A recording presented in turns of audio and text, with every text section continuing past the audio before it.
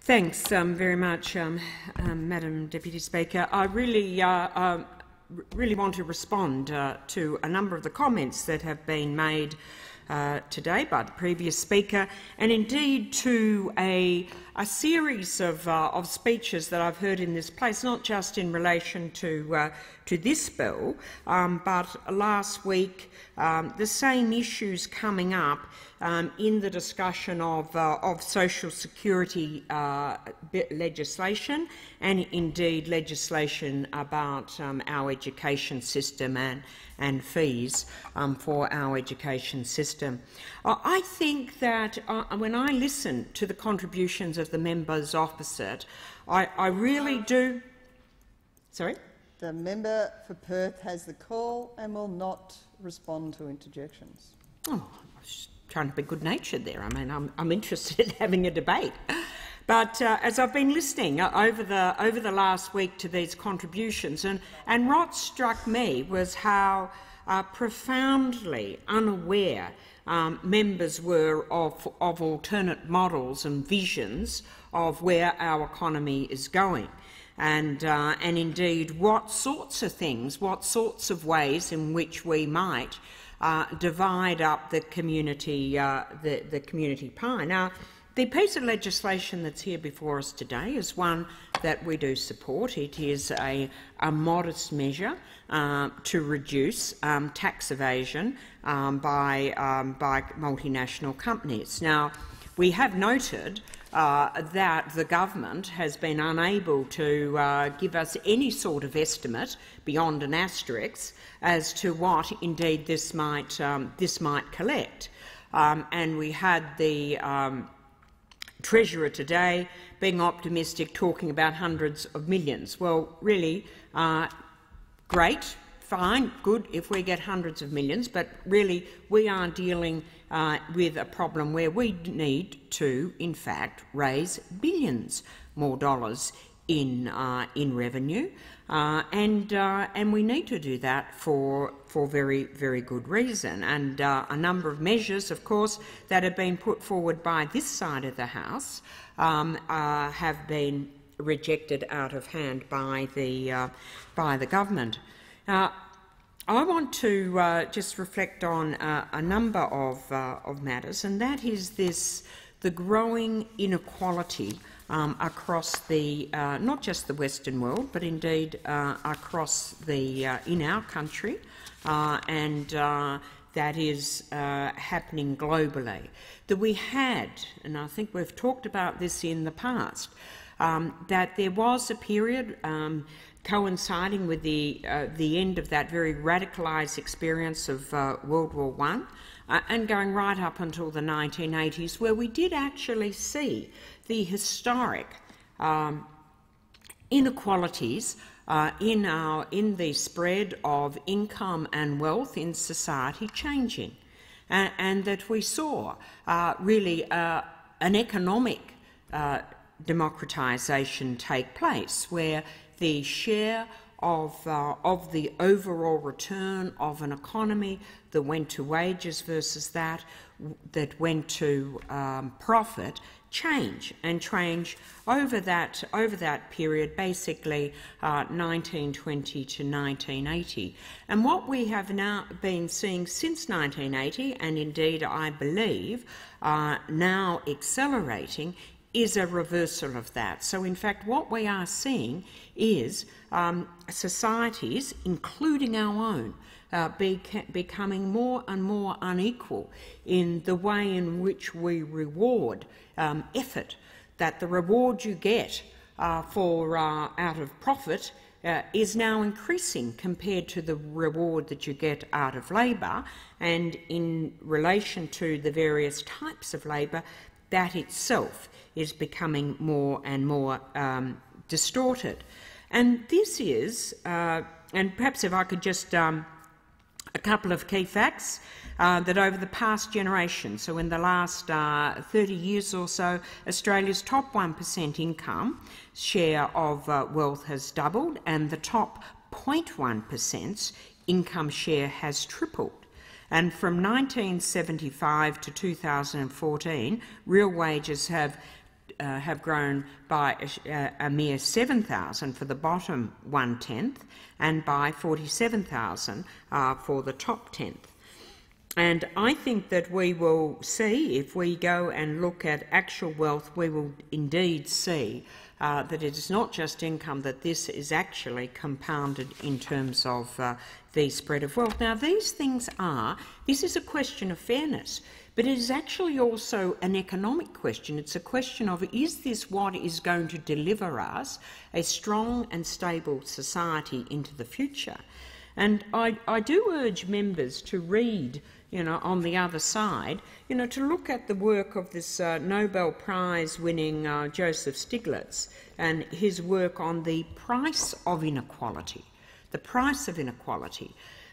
which really does go and show that not only do we risk create destabilising our democratic institutions by this growing sense of unfairness that we are seeing emerging around the world, and it's not just the radicals in the Occupy movement. People are becoming increasingly aware of this growing inequality and increasingly disillusioned that the political class appears to be unable and unwilling to do anything about this, and that what we are seeking to do as we try to balance the budget to get us out of the problems that fundamentally came from the global financial crisis, a crisis which emerged primarily because of the greed of large corporations. They created an absolute crisis, and by and large, those people that were at the heart of that crisis have gone on to benefit even greater.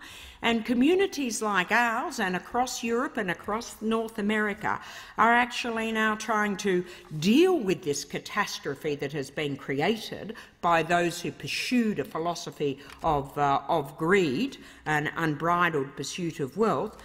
We are now being told that we actually have to cut really important things like education, investment in education. And I've heard member after member get up on the other side and say, well, there's no such thing as a free education. Someone has to pay for it. And someone does have to pay for it. But what we are saying, let's actually, the proposition that university education should be largely the responsibility of government, or that technical and further education should largely be the responsibility of government, is not at all an unreasonable proposition. And that we note that in some of these most successful economies, in the Scandinavian economies, they provide free tertiary and technical education. They don't find it absolutely preposterous that the bulk of that should fall upon the tax revenue. And they don't because they have a more sophisticated understanding of who is actually benefiting out of the system and how we in fact create the social stability that we need for economies to prosper. And I think this is what is an increasing problem that we have on the Conservative side of politics, that they seem to profoundly misunderstand the nature of the social contract. And that we have companies that media and billionaires in this country that believe that somehow or other that their innate value, their innate genius has been the things that have turned them into billionaires, rather than this being the result of a particular structure that we have in our society. And that the Gina Rineharts of this world,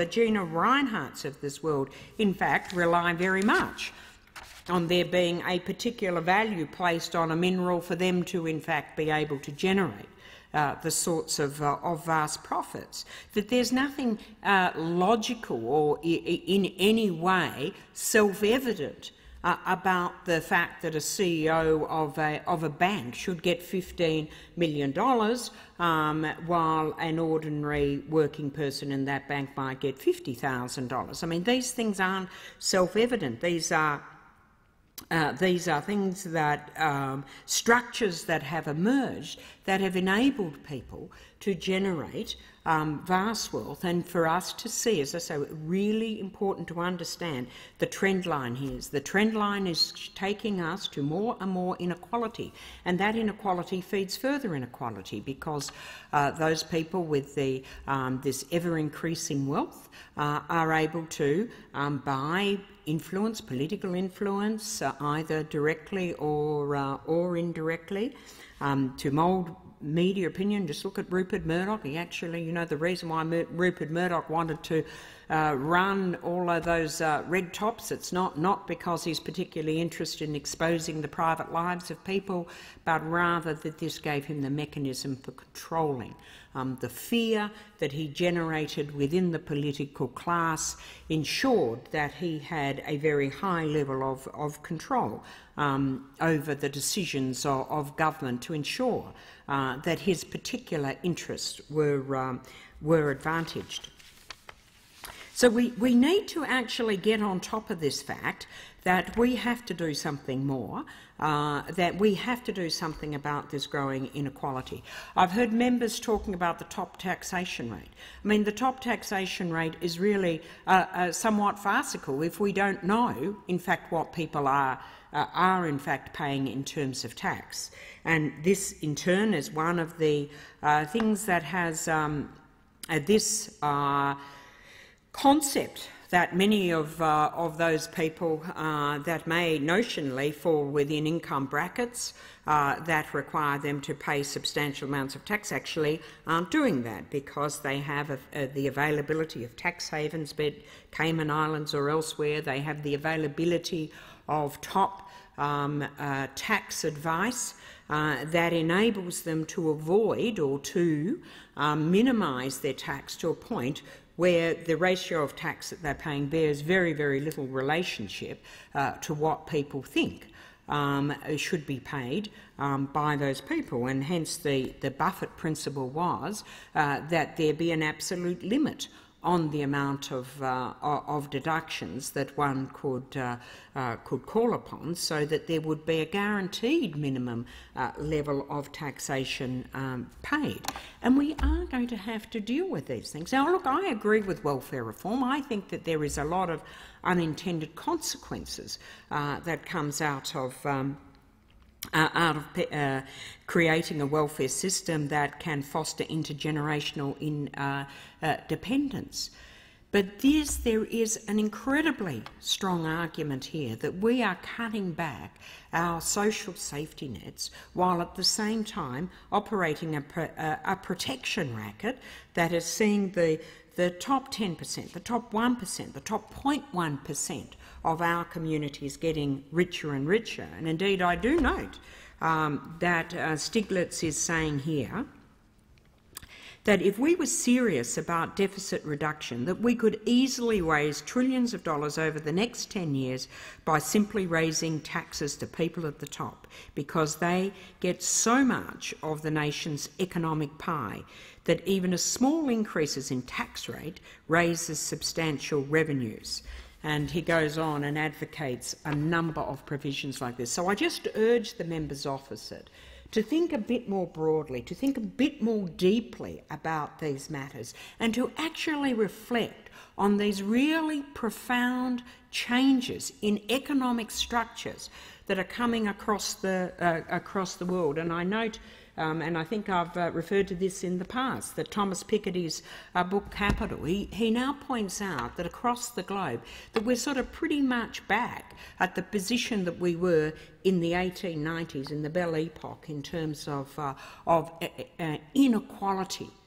Now, if we want to prosper as a society, if we want to prosper, if we want to see this broad commitment to our democracy, if we want to actually see our economy thrive, us to have a deeply engaged, stable community, then we need to address these issues. And we've got to get beyond these very cliched representations that we've been seeing from the government members over the last week.